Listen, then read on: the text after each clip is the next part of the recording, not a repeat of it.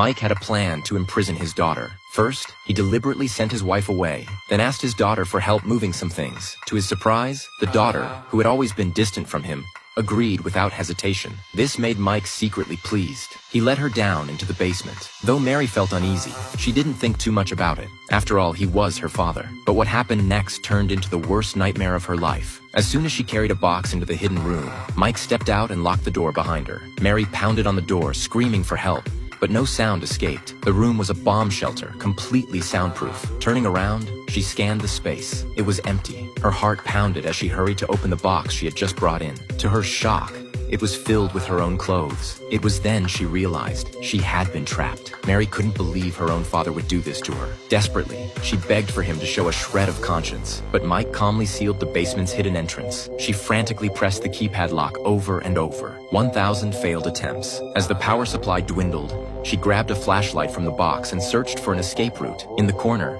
she spotted an air vent and rushed to call for her mother through it. Downstairs, Mike faintly heard her voice. He followed the sound, moved some junk from under the staircase, and found the vent. Without hesitation, he covered it with a blanket and weighed it down with newspapers, cutting off Mary's last connection to the outside world. She was now completely isolated. On the first day, she screamed for help, her voice growing hoarse. On the second day, she lay on the floor, restless and terrified, uncertain of how long she'd be kept there. By the third day, the stench of overflowing waste filled the room. Finally, on the fourth day, Mike returned. Mary hid in the corner, hoping to escape, but was shocked to find another password-protected door outside. Her attempt to flee enraged Mike. He dragged her back inside and subjected her to even more brutal torment. As Mary remained missing, her mother finally decided to call the police, never suspecting that the real culprit was the man she had been living with. Meanwhile, Mary continued her powerless struggle, slowly descending into madness. Her mind was filled with memories of her boyfriend,